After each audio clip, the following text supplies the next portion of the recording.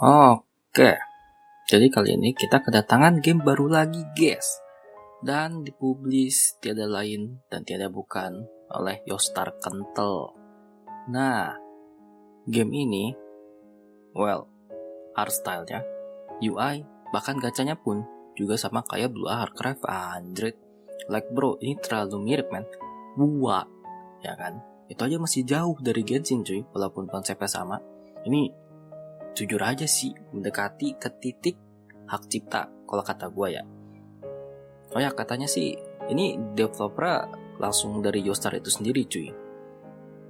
Karena ini mirip Blue Archive, at some point gue berharap ada Noah sih. Hehe. Anyway, jadi game ini itu tipenya dari top down roguelike. Gameplaynya itu kayak main Soul Knight, tapi bedanya Soul Knight view-nya itu dari samping, kalau ini dari atas. Karakter kita akan auto attack kalau musuh di range dan bisa klik tombol buat skill. Nah, karakter pertama yang kita masukin ke tim bakal jadi playable karakter, sementara karakter sampingan bakal jadi support buat kita pakai skillnya.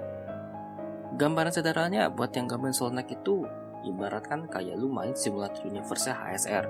Lu kumpulin buff, perkuatin supaya bisa lawan boss di akhir. Setelah lu main mode roguelike-nya, di akhir ntar semua buff dan peningkatan yang lu dapat bisa disimpan dengan nama record disk buat jadi bahan bertarung dan grinding. Bayangin lu udah full build paten dipakai grinding. Bah, gila, dibahas semua coy. Tapi record disk yang lu simpen tadi bener-bener gak bisa diubah, baik itu line up ataupun senjata mereka. Kalau lu mau ganti, ya lu harus mainin mode roguelike-nya lagi dengan party atau senjata yang berbeda. Oke. Untuk yang bagian pertama, first impression atau ya opening. Jujur aja, opening dari game ini gak bagus-bagus amat. Tim New Stargate lagi ke Monolith dan sekalian juga diajarin tutorial cara mainnya. Setelah itu mereka berharap dapat artefak bagus dari Monolith, ternyata isinya adalah MC yang ada di dalam kotak beserta kunci. Bukan Jawa ya BTW. Nah, abis itu ya udah pengenalan, terus kita ke kota buat kayak identifikasi diri. Oh ya, MC kita tiba-tiba menjadi Dokutah yang amnesia dan ya udah gitu kan, kita menjalani hari hidup bersama si Gary. Nah, cara-cara. Ya, intinya untuk openingnya gak ada yang buat gua wah gitu. Jadi ya udah be aja. Gak bagus-bagus amat dan ya udah gitu, gak hoam-hoam amat. Poin selanjutnya, daily. Daily di gaming cepet karena ada autocomplete atau sweep. Ambil item gratis, game dispatch buat commission, dan terakhir interaksi sama trackernya. Total 2 menit beres. Jadi tanpa basa-basi, ratingnya S. Poin selanjutnya, gacha. Setelah Sora menggunakan sistem Blue Archive dan campuran Arknights. Di game ini ada Spark di 120 dan Hard PT di 160. Tapi PT-nya nggak ada garansi ya betanya.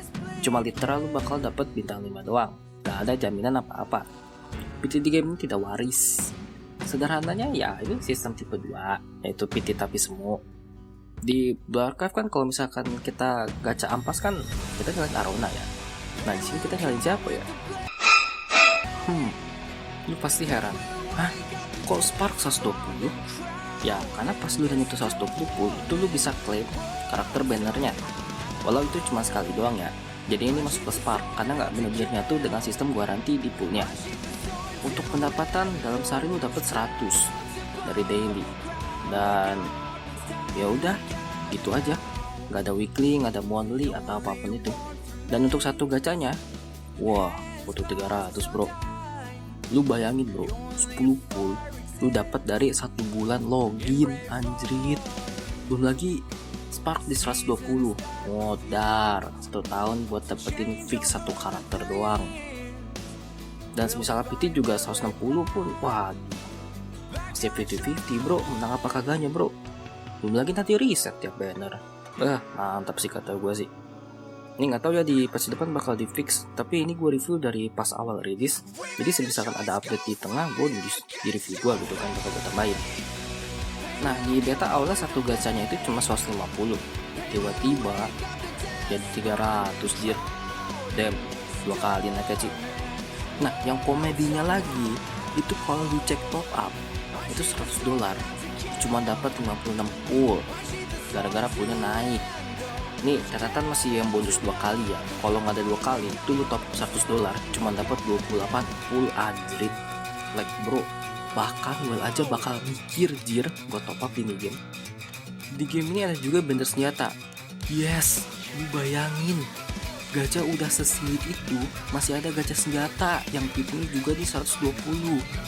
Dan yang ini bener-bener gak ada spark sama sekali cok. Well ya, tulangnya 75/25 sih, tapi tetap aja cok, lu bakal 75/25 sampai kapanpun. Asli bro, ini gak ngotak anjir. Seriusan, Yostar T-nya Tel Aviv kah ini? Ini tingkat kikirnya nge-power creep Genshin sama HSR anjrit, gila.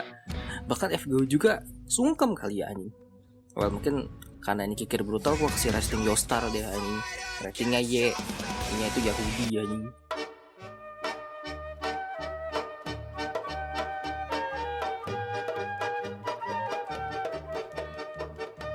Update ya, nggak ada perubahan gacha, masih 300 juga per pool. Tapi ya of course lagi mode Kuro ketika gamenya kena masalah, devnya langsung ngebansos brutal 10 pool sama 12.500 diamonds. Ya karena 10 poolnya masih 3.000, tuh bansos cuma dapat 40 pool doang anjing, seperempat tau gak lo dari PT. Itu 12.600, semisalkan di game sebelah ya lu dapet 78 pool anjir, udah nyentuh swap PT itu anjing. Sayangnya ini bukan game tersebut ya. Oke, poin terakhir, story. Untuk story ini mirip banget sama BA pembawaannya. Mereka bener-bener mainin banget tuh PNG. Sampai mereka kayak lu nonton konten brand road anjrit, sumpah. Itu hal yang bagus sih di dunia game gacha yang pembawaannya bener-bener flat banget. Nah, masalahnya ada bagian di game ini yang kata gua cringe brutal. Sampai gua harus guling-guling dulu, tau gak lu, karena terlalu cringe.